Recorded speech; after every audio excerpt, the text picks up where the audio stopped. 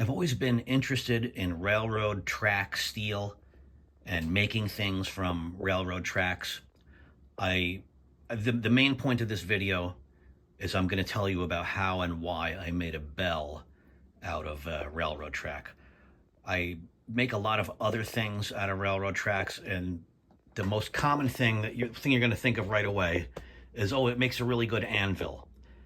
And it's actually the main thing I use it for is like a hobby anvil. It does not make a good blacksmithing anvil, especially for large blacksmithing projects. For small hobby stuff, it's great. And the reason why it does not make a good anvil is because this section here is so slim that if you were to hit it with if you were to hit it with an 8-pound sledgehammer here, I mean, here is fine, but if you were to hit it here, what's going to happen is this narrow neck is going to vibrate back and forth. And I noticed that when I was using one as an anvil with an 8-pound sledgehammer, and I could tell it was vibrating. And that's where I got the idea to make a bell out of it, when I saw it vibrating. Now, if you want to use it for like a blacksmithing anvil, your best bet is to turn it like this and to strike down on it like this, using only this section for an anvil. And why is that? It's because the important thing is the mass underneath where your hammer is striking. That's the most important thing that an anvil needs, is mass underneath it. Now, for a hobby anvil, I'm very often hammering things like knife pins. That's a great use for a railroad track anvil. I'm putting on snaps. That's a great use. I'm putting in metal grommets. I'm putting in rivets in leather sheath. Those are all appropriate uses for a track anvil. For ring tone testing, I have two identical tracks. One I've hollowed out, and the other I haven't. And this one I've hollowed out a section, and the idea is it's going to act more like a tuning fork. Now let's listen to the difference.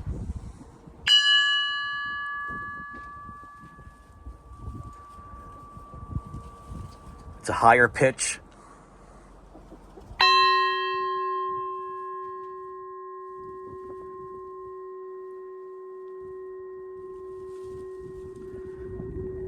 That's a lower pitch. It's a much longer duration, and I don't know if you can hear it in the video, but it's much louder. Here's an old blacksmithing favorite quickie to make, is a dinner triangle. And I make these from, this is a potato harvester conveyor rod, and I find hundreds of these, literally hundreds of these in the woods, so I can make stuff out of it. Here's another dinner triangle that I made out of a garage door spring. And one thing I noticed is that the thicker it is, the louder and deeper the tone. And another thing, I've done some testing where I've quenched it and hardened it, and some of them hardened and tempered, and some of them I've annealed. And the ones that are annealed have the richest sound. So the softer the metal, the better the sound. This is my outdoor railroad track anvil. This is a piece of, I believe it's 100-pound track, and it's 2 feet long. I've got it set into the stump with railroad spikes, so it's pretty secure. Here's an example of a typical use.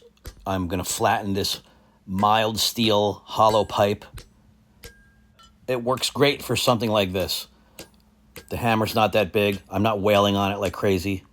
If I'm using this setup to forge outdoors, my system is kind of modular, so I can just pop a section of railroad track in this slot here.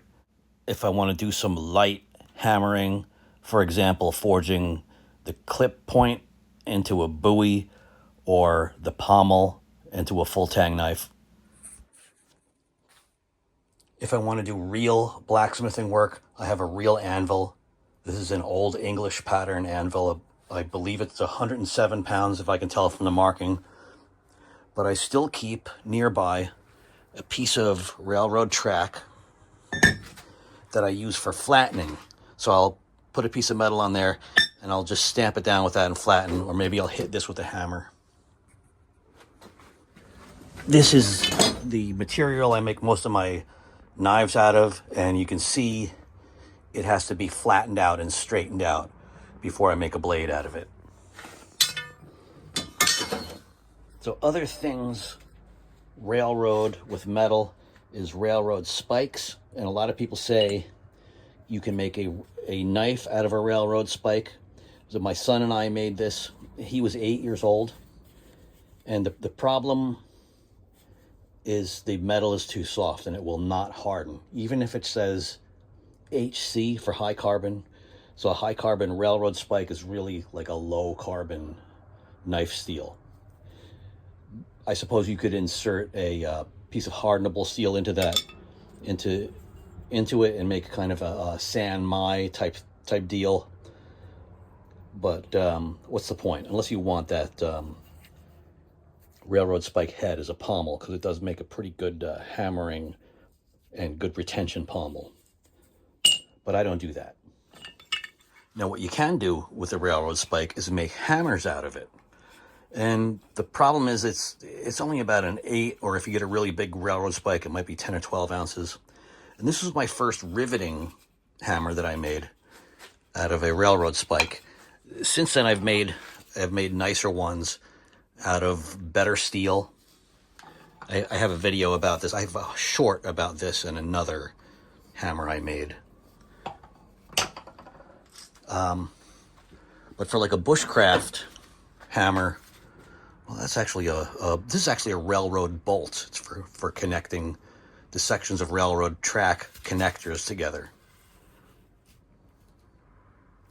It's kind of a bushcraft improvised hammer. So here's the type of stuff I make out of railroad spikes. You make these little tomahawks out of it, and sometimes I just leave the head like that.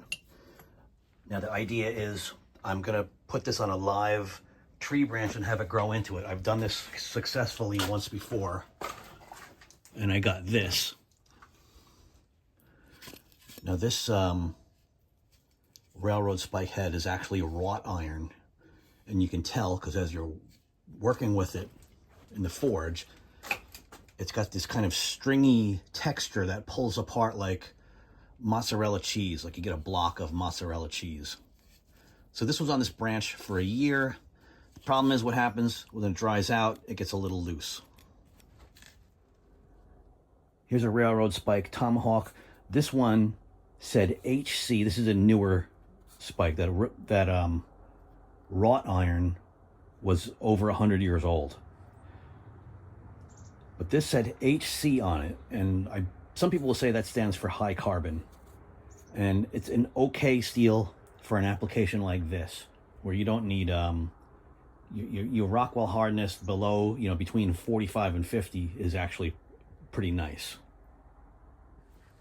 If you want to realistically make a knife out of railroad steel material, if you can find railroad tracks and railroad spikes, you can find S irons. This is a thing that's hammered into the end grain of a railroad tie.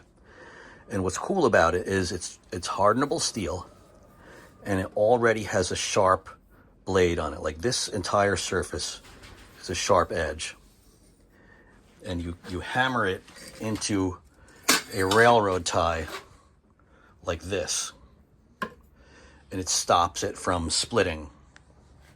So I've made a couple knives out of these, and they're very small, thin knives, but very good for bushcraft. It's really a lot like a Mora knife. Now the Rockwell hardness, I've tested these with my Subosan, and I believe this one has a Rockwell hardness close to 55, which is acceptable. And you can see I've tempered it back quite a bit.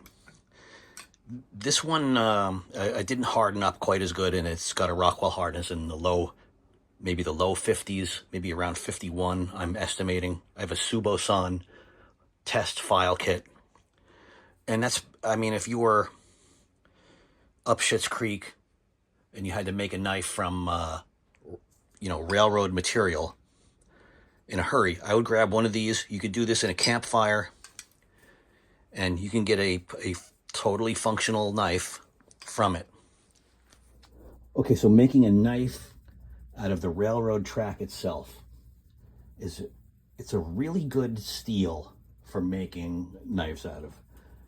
So the best research I have, and also my personal experience, I've made 2 knives out of railroad track, and I can't find them right now.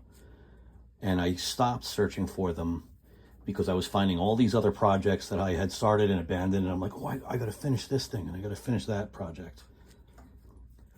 But anyway, to the best of my knowledge, railroad track steel is like 1084, which is really sweet to heat treat. It's easy to work. You can anneal it and drill through it, no problem. They put a lot of, so it's like 1084 with manganese, which can be, a high manganese content can be a pain in the ass because it work hardens. Now I didn't have that problem when I was making the knives. I really didn't have a problem with it work hardening as I was working on it. Like, it didn't harden up when I'm trying to drill through it. Of course, I would anneal it first, then drill through it. Drilled just fine. Working hot under the hammer, it's a pleasure to work with. It's an easy, forgiving heat treat, tempering, and it was tough. The knives I made were tough as hell, and they held an edge okay. I don't know what the Rockwell hardness is on them. I didn't have my test kit at the time I made those. The main reason I don't make knives out of railroad track is the thickness. Now, I don't have a power hammer, and to get this down to 1/8 of an inch, less than a quarter of an inch to make a knife out of, that would take a lot of hammering. And I have steel that I know works really well to make knives out of. I have a ton of it. So I don't bother making it out of railroad track because it would be too much work. Now, if you have a press or a power hammer, it would be a fantastic steel to make knives out of. Now, typically, these will be in a fairly annealed state. You can drill through it, no problem, if you have an okay drill bit. The only problem you might have is that the part where the train contacts may be work hardened. I've never had a problem with it. I don't think I've ever tried to drill through this in its non-annealed state. But because of the manganese, and maybe they differentially temper it when they produce it, but this part may be extremely hard due to work hardening or due to millions of tons of trains rolling over it for decades. So the reason I wanted a bell is if I'm out there, and oftentimes I'm way out there, I'm 100, 200, 300 meters away, and if my kids want to get a hold of me, I don't know why they don't just text me on Discord. But if I'm out there and they want to get a hold of me, and maybe I don't have my phone on me, or maybe their battery's dead, is they can hit this, and they've already, like the first day I hung this up, I was down by the river, and I heard this ping. I said, that sounds like my railroad bell. And sure enough, I came back and they were using this to communicate with me as intended. And so they knew to use it as a bell to get my attention before I even spoke to them and coached them on, hey, if you want to get a hold of me, just hit this thing with a hammer. They figured it out and it worked. So don't believe AI when it says you can't make a bell out of a railroad track.